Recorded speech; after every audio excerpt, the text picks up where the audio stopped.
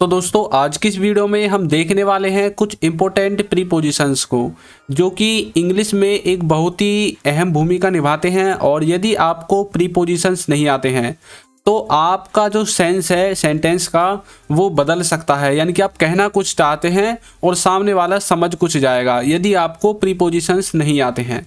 तो चलिए शुरू करते हैं और देखते हैं आखिर इनका यूज हम कैसे करते हैं।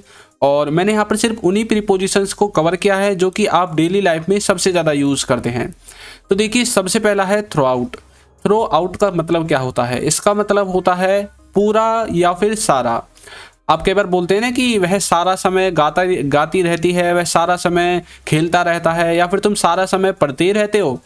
तो ये जो सारा समय है या फिर पूरा समय, इसको हम इंग्लिश में बोलेंगे थ्रो आउट। अब देखिए उसके भाषण के दौरान हम पूरे समय बात करते रहे थे, यानी कि बात कर रहे थे, यानी कि जब वो भाषण दे रहा था, पास्ट की हम बात कर रहे थे मतलब पास्ट की बात हो रही है।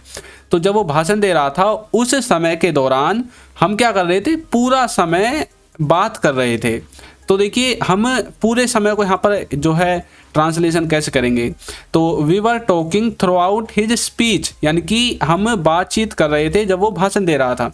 अब यहाँ पर देखिए वी वर टॉकिंग, तो ये कौन सा टेंस है? ये है पास्ट का कंटिन्यूअस, क्योंकि सब्जेक्ट है वी और हेल्पिंग वर्ब है वर। उसके बाद देखिए टॉकिंग में आईएनजी लग गया, जैसे कि आपका जो कंटिन्यूअस का सेंस होता है ना, सेंटेंस का स्ट्रक्चर होता है, उसी तरह से बना है।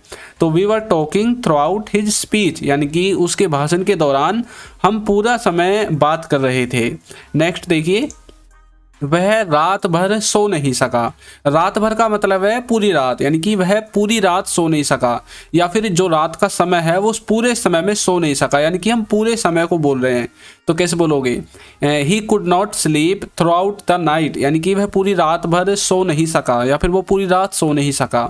इस तरह से आप इसे बनाओगे। तो थ्रू आउट का मतलब होता है पूरा या फिर सारा समय। नेक्स्ट देखिए, नेक्स्ट है रिगार्डिंग।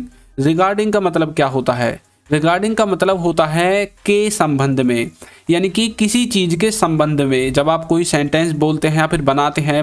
अच्छा, यदि आप किसी स्कूल में पढ़ते हैं या फिर बच्चे हैं या फिर कॉलेज में हैं या फिर आपने पास कर लिया, तो आपका जो कॉलेज का स्कूल का ग्रुप है उसमें जब कोई आपका टीचर या फिर कोई और जो मैसेज भेजता है तो नीचे रिगार्ड्स या फिर रिगार्डिंग ऐसा कुछ लिखता है, तो वहीं से ये आया है। अब देखिए रिगार्डिंग का मतलब क्या है? के संबंध में।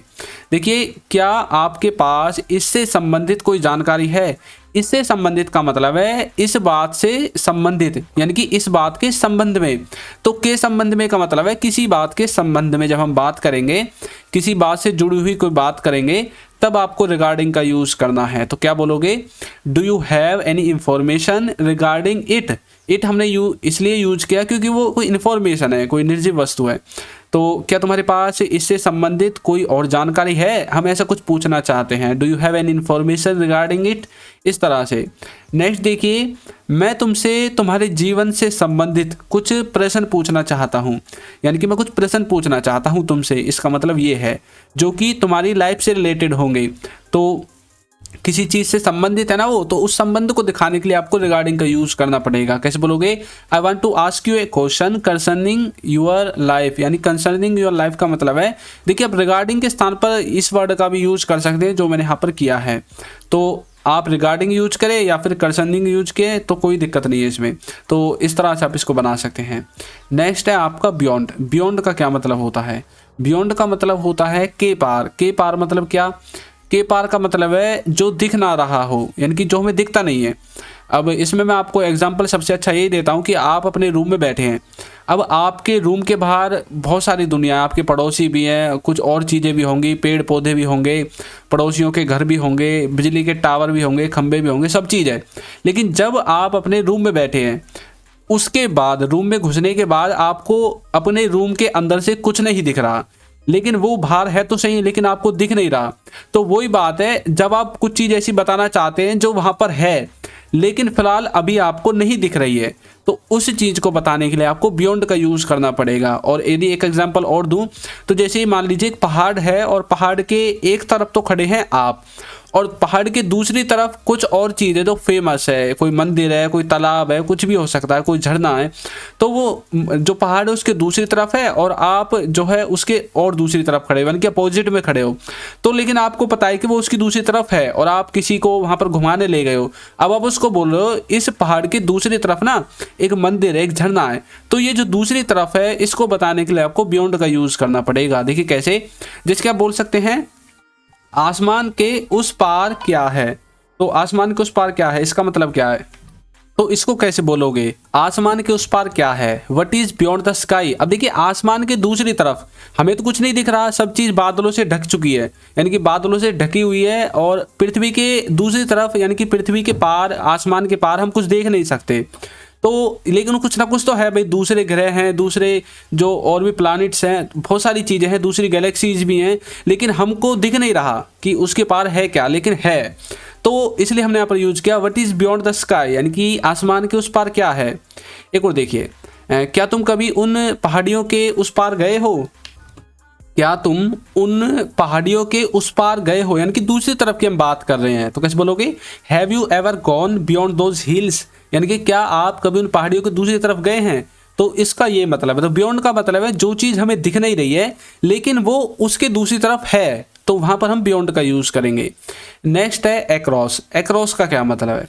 एक्रोस का मतलब है किसी चीज़ के पार। देखिए बियॉन्ड का मतलब तो था मतलब जो हमें दिख नहीं रहा है, लेकिन एक्रोस के साथ ऐसा कुछ नहीं है। देखिए एग्जाम्पल, जैसे लिखा हुआ है रोड के उस पार मेरी दुकान है, यानी कि जैसे रोड है और रोड के दो किनारे होते हैं, सड़क के दो किनारे होते हैं, तो जो रोड के दूसरी तरफ यानी कि रोड को पार करके हमें दिख रही है दुकान, अपोजिट भी आप बोल सकते हैं, यानी कि इस दुकान यानी कि जहाँ हम खड़े हैं उसके अपोजिट में यानी कि हमारे ठीक सामने मेरी दुकान है, इस तरह भी बोल सकते हैं। या फिर बोल सकते हैं रोड के उस पार यानी कि दूसरी तरफ मेरी दुकान है और वो हमें दिख रही है, तो उसमें हम बोल सकते हैं एक्रोस का। तो there is my shop across the road, इस तरह से। नेक्स्ट है पहाड़ के उस पार नदी बहती है। देखिए पहाड़ के दूसरी तरफ नदी बहती है, और यदि आप बियॉन्ड वाला जो सेंस है वो नहीं दिखाना चाहते तो आप बोल सकते हैं a river flows across the hills, यानी कि पहाड़ के दूसरी तरफ या फिर पहाड़ के उस पार नदी बहती है। तो इस तरह से आप इसका यूज कर सकते हैं। नेक्स्ट है थ्रो। इसका मतलब क्या होता है कि किसी चीज के आर पार देखना। अब देखिए किसी चीज का आर पार देखना ये भी बन सकता है, या फिर आप किसी चीज का सहारा लेकर कोई चीज कर रहे हैं, कोई काम कर रहे हैं, उसमें भी आप थ्रो का यूज कर सकते हैं। या फिर आप थ्रो का मतलब एक कुछ ऐसा निकाल सकते हैं कि मतलब जो चीज़ तीन तरफ से बंद, कम से कम तीन तरफ से बंद हो, और जैसे गली हो सकती है, आप किसी स्ट्रीट में से निकल गए, किसी गली में से निकल गए, अब गली तीन तरफ से तो बंद है, एक नीचे से तो बंद है धरती की तरफ से, साइड में दो दीवारें होंगी और ऊपर खाली है, तो इस तरह भी आप थ्रो का यूज कर सकते हैं। देखिए कैसे, मैं इस पाइप में से तेरे को देख सकता हूँ, यानी कि मैं इस पाइप में से आपको देख सकता हूँ, तो मतलब पाइप बंद है और उसमें आर पार देख सकते हैं। इस तरह से कोई चीज़ बंद भी होनी चाहिए। I can see you through this pipe, यानी कि मैं इस पाइप के द्वारा या फिर इस पाइप में से आपको देख सकता हूँ। नेक्स्ट है मैं गली से गुजर रहा था। अब गली के मैंने आपको एग्जांपल दिया था, वो बंद होनी चाहिए, तो I was passing through a street, यानी कि मैं एक गली से गुजर रहा था या फिर मैं गली से पास हो रहा था, इस तरह से बोल सकते हैं। आपको टेंस बताना है कि कौन से टेंस में बना हुआ है। I was passing through a street, तो कमेंट बॉक्स में आपको बताना है कि कौन सा टेंस है। नेक्स्ट देखिए, यदि अभी तक आपने हमारी बुक्स को बाय नहीं किया है तो डिस्क्रिप्शन में लिंक है, वहां से जाकर आप इन्हें बाय कर सकते हैं। और आपको एक बात बता दूं, ये ई बुक है, पीडीएफ के रूप में आपको मिलेंगी, कोई फिजिकल बुक आपके एड्रेस पर नहीं आएगी। बहुत सारे बच्चे पहले इसको बाय कर लेते हैं और उसके बाद वो एड्रेस की पूछते हैं, सर एड्रेस तो लिया ही नहीं। तो देखिए एड्रेस पर नहीं आएगी, जैसे आप बाय करोगे उसके बाद आपको तुरंत डाउनलोड का ऑप्शन दिखेगा या फिर आपकी ईमेल आईडी पर भेज दी जाएगी। और यदि आपको फिर भी कोई प्रॉब्लम आती है तो जैसे ही आप परचेज करोगे उसके तुरंत बाद आपको एक व्हाट्सअप नंबर दिखाई देगा, उसका स्क्रीनशॉट ले लेना और उस पर मैसेज कर देना कि सर मुझे बुक नहीं मिली है, तो आपको प्रोवाइड करा दी जाएगी। नेक्स्ट देखिए, आउट ऑफ। आउट ऑफ का क्या मतलब है? आउट ऑफ का मतलब है के बाहर, कहते हैं ना आउट का मतलब बाहर ही होता है, यानी कि के बाहर, या फिर आप बोल सकते हैं में से, यानी कि किस चीज़ में से, जैसे कि आउट ऑफ 100, 100 में से। आउट ऑफ 1000 यानी कि 1000 में से, तो इस तरह से भी आप आउट ऑफ का यूज कर सकते हैं। जैसे कि वह गांव से बाहर कभी नहीं गया, यानी कि बाहर की बात हो रही है, तो कैसे बोलोगे, he never went out of home, यानी कि वह अपने घर से बाहर या फिर घर से बाहर कभी नहीं गया। नेक्स्ट है उसे 50 में से 50 अंक मिले। अब किसी चीज़ में से कोई चीज़ मिली, मैंने बोला था में से, देखिए उसे 50 में से 50 अंक मिले, तो ही गॉट, जो 50 अंक मिले हैं उसे 50 में, तो इस तरह से आप बोल सकते हैं ही गॉट, देखिए ही गॉट 50 आउट ऑफ 50, इस तरह से आप इसको बोल सकते हैं।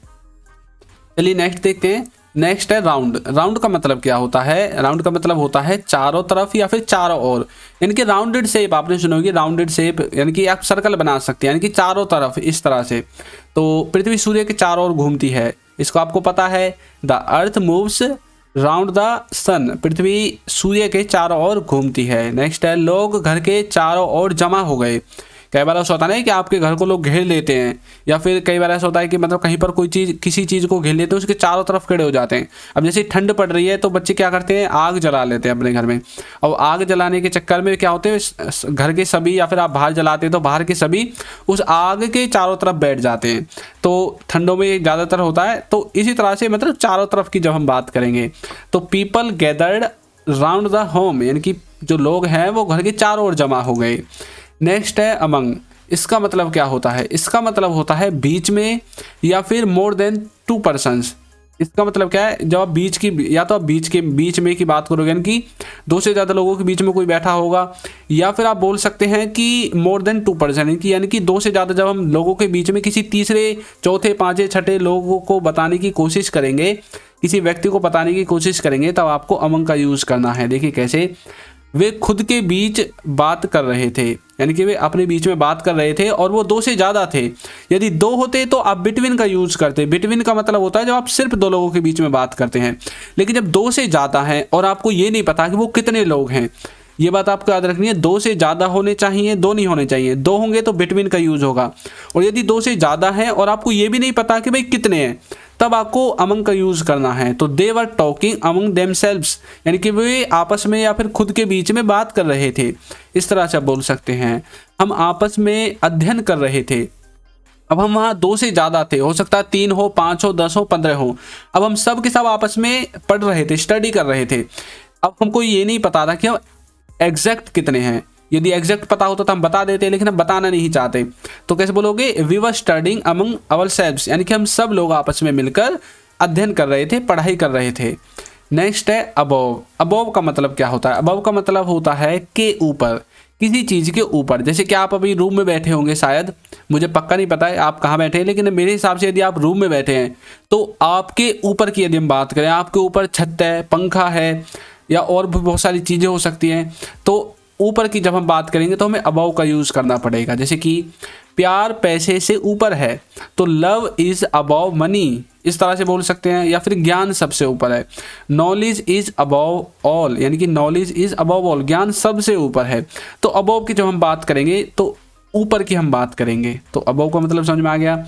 नेक्स्ट है आफ्टर। आफ्टर का मतलब क्या होता है, बाद में। ये तो आपको पता है बाद में होता है, लेकिन आफ्टर का एक मतलब और यदि आपको नहीं पता, वो है किसी के पीछे पड़ना। जैसे कि पुलिस से चोर के पीछे पड़ गई, तो चोर के पीछे पड़ने का मतलब वो चोर के पीछे पीछे भाग रही है, चोर आगे आगे और पुलिस पीछे पीछे बाद में। तो इस तरह से आप आफ्टर का यूज करेंगे। देखिए कैसे, वह अपने दोस्तों के बाद पहुंचा, तो ही रीच्ड आफ्टर हिज फ्रेंड्स, यानी कि वह अपने दोस्तों के बाद में पहुंचा। तो यहाँ पर हमने बाद की बात की है। नेक्स्ट देखिए, पुलिस चोर के पीछे पड़ी थी, the police were after the thief, police चोर के पीछे पड़ी थी। तो किसी चीज के पीछे पड़ना, पढ़ने का मतलब है उसके पीछे भागना, ऐसा कुछ मैं बताना चाहता हूँ। तो तब आपको आफ्टर का ही यूज करना है। तो एक तो मतलब हो गया बाद में, एक हो गया किसी के पीछे पड़ना।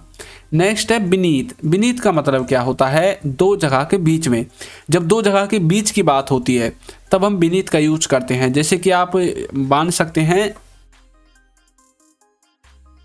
अब आप जैसे कि मैं आपको एक मतलब आपके डेली लाइफ का एग्जांपल देना चाहता हूँ। मान लीजिए कि आपके घर में एक बेड है जिस पर आप सोते हैं। अब उस बेड के ऊपर एक गद्दा है जो उस पर बिछा हुआ है। अब उस गद्दे के ऊपर आप जाकर लेट गए, तो आपके और बेड के बीच में क्या है, वो गद्दा है ना, तो उसको हम बीनीथ के द्वारा बताएंगे। इस तरह से आपको समझना है, क्योंकि ऊपर आप हो गए, नीचे कोई और हो गया, और बीच में जो गद्दा उसको बताने के लिए आपको बीनीथ का यूज करना पड़ेगा, या फिर अंडरनीथ का भी यूज कर सकते हैं। एक और, यदि आपके घर में एक से ज़्यादा मंजिल है, यानी कि 2 मंजिल है, 3 मंजिल है, तो क्या हो गया, जो ऊपरली मंजिल और नीचली मंजिल है, तो उनके बीच में जो भी कुछ है वो बीनीथ या फिर अंडरनीथ के अंदर आएगा। देखिए कैसे, मैं आम के पेड़ के नीचे बैठा था। अब इसका मतलब क्या है, ऊपर तो आम का पेड़ था, नीचे थी धरती, अब बीच में था मैं, तो इसलिए मैंने बीनीथ का यूज किया। I was sitting beneath the mango tree, यानी कि मैं मैंगो ट्री के नीचे बैठा था। इस तरह से बना सकते हैं। नेक्स्ट है अपोजिट। अपोजिट का मतलब होता है ठीक सामने, या फिर दूसरी, या फिर आप बोल सकते हैं उल्टी तरफ, दूसरी तरफ या फिर उल्टी तरफ। उल्टा ही तो होता है अपोजिट का मतलब, उल्टा या फिर विपरीत आप बोल सकते हैं, यदि आपको शुद्ध हिंदी आती है तो देखिए, खेल का मैदान तुम्हारे घर के सामने है। The playground is opposite your house. खेल का मैदान आपके घर के सामने है। The playground is opposite your house. Next है, उसकी गाड़ी स्कूल के सामने खड़ी है। स्कूल के सामने का मतलब है रोड के दूसरी तरफ, यानी कि स्कूल के अपोजिट में खड़ी है। तो कैसे बोलोगे, his car is parked opposite to the school. उसकी कार स्कूल के दूसरी तरफ खड़ी है। तो इस तरह से आपको इसे समझना है। तो अपोजिट का मतलब आप समझ गए होंगे। तो चलिए नेक्स्ट देखते हैं। नेक्स्ट है आपका फ्रॉम। फ्रॉम का मतलब क्या होता है, फ्रॉम का मतलब होता है किसी जगह से। किसी जगह से जब आप बात करेंगे, जैसे कि मैं दिल्ली से आ रहा हूँ, दिल्ली से, तो वहाँ पर से है, यानी कि किसी जगह से आ रहे हैं। किसी समय से, जैसे कि वह 2 बजे से चल रहा है, 2 बजे से चला है, कुछ भी बोल सकते हैं। या फिर किसी स्रोत से। किसी स्रोत का मतलब है किसी सोर्स। स्रोत को इंग्लिश में कहते हैं सोर्स। किसी सोर्स से, जैसे कि सूर्य है, ये एक सोर्स है किस चीज़ का, एनर्जी का, यानी कि इससे हमारे पास सनलाइट आती है, तो सनलाइट का सोर्स है। इसी तरह से देखिए कैसे एग्जांपल, मैं अगले सप्ताह से अपना काम शुरू करूंगा, तो हमने समय बता दिया इसमें, अगले सप्ताह से। तो कैसे बोलोगे, I will start my work from the next week. मैं अगले सप्ताह से अपना काम शुरू करूंगा। I will start my work from the next week. Next है, मैंने ये जरूरी जानकारी गूगल से ली। अब ये जो गूगल है ये क्या है, ये यहाँ पर एक सोर्स की तरह काम कर रहा है, जिसमें से चीज़ें निकल कर आती हैं, यानी कि जानकारी का एक हब है ये। तो I got the required detail from Google. मैंने गूगल से ज़रूरी जानकारी ले ली या फिर इकट्ठा कर लिया, आप बोल सकते हैं। तो इस तरह से आप इसका यूज कर सकते हैं। नेक्स्ट है ऑफ। एक तो होता है ओ एफ, सिंगल एफ वाला, ये है डबल एफ वाला। इसका मतलब होता है किसी की सतह से अलग होना। से मतलब किसी की सतह से अलग होना। अब जैसे कि आप बोल सकते हैं, मैंने लैपटॉप डेस्क से उठाया, यानी कि डेस्क से उठाया मतलब मैंने लैपटॉप को टेबल से अलग कर दिया, इसका मतलब ये है। तो किसी चीज़ को अलग करना, जैसे कि जब पेड़ में पतझड़ का मौसम आता है तो पेड़ से पत्ते अलग हो जाते हैं, तो मतलब वहाँ से किसी की सतह से अलग हो गए, इस तरह से आप बोल सकते हैं। तो I picked his laptop off his desk, यानी कि मैंने लैपटॉप को डेस्क से अलग कर दिया, उसकी डेस्क से हटा दिया, इस तरह से बोल सकते हैं। तो वहाँ से प्लेट हटा दो, मतलब प्लेट को वहाँ से ऑफ कर दो, यानी कि हटा दो। तो move the plate off from there, plate को वहाँ से हटा दो, तो मतलब उस स्थान से, उस जगह से प्लेट को अलग कर दो, इसका मतलब ये है। नेक्स्ट है ओवर। ओवर का मतलब क्या होता है, ठीक ऊपर। लेकिन ओवर का मतलब ये है कि वो चीज़ आपको छुएगी नहीं। जैसे कि मान लीजिए आप बाहर खड़े हैं खुले आसमान के नीचे, और आपके ऊपर से अचानक से जो एरोप्लेन है, हवाई जहाज है, हेलीकॉप्टर है, कोई पक्षी है, या फिर कोई मच्छर लगा लो, आपके ऊपर से निकल गया लेकिन आपको उसे छुआ नहीं, तो मतलब यहाँ पर आप उस ऊंचाई को बताने के लिए ओवर का यूज़ करेंगे। जैसे कि यह गेंद सर के ऊपर से निकल गई, this ball went over my head, मतलब मुझे छुआ तो नहीं लेकिन मैं सर के ऊपर से निकल गई, तो this ball went over my head, इस तरह से। या फिर आपने कई बार देखा होगा ना, किसी नदी के ऊपर कोई पुल बना होता है, अब वो पुल है, जो नदी का पानी है वो उस पुल को टच नहीं करता, पुल इतना ऊंचा है तो नदी का पानी पुल को टच नहीं कर पाता, चाहे उसमें कितना भी पानी हो।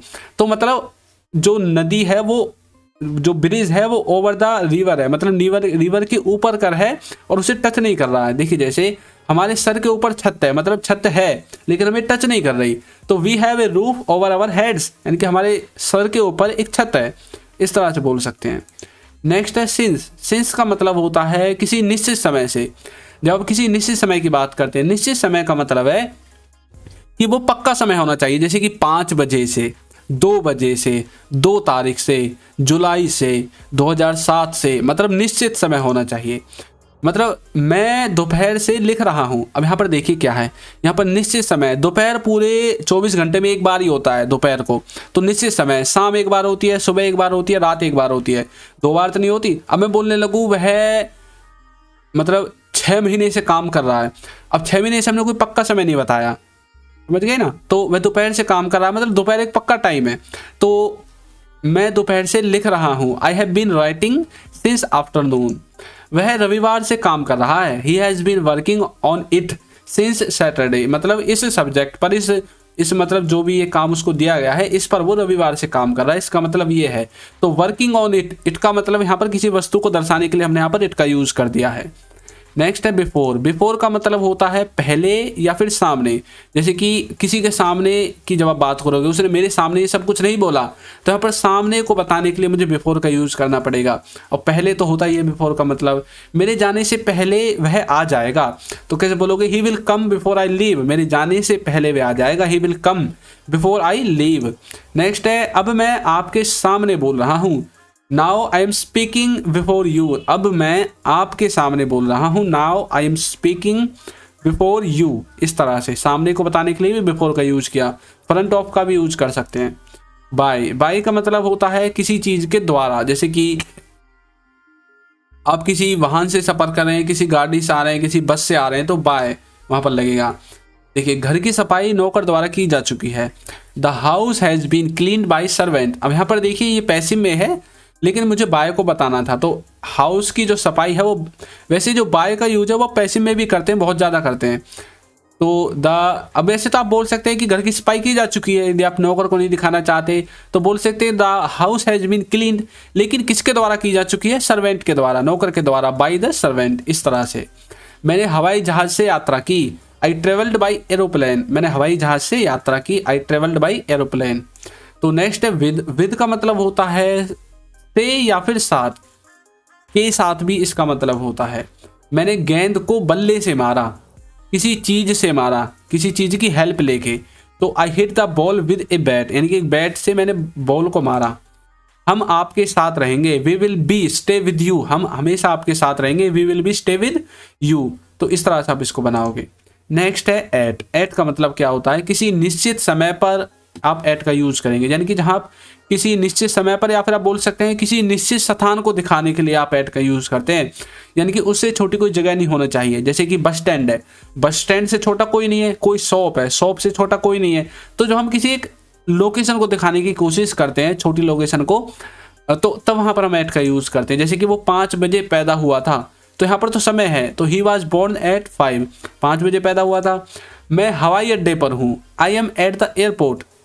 अब हवाई अड्डा की हम लोकेशन बताना चाहते हैं, तो इस तरह से आपको एट का यूज करना है। तो दोस्तों, वीडियो आपको कैसी लगी है जरूर बताइएगा।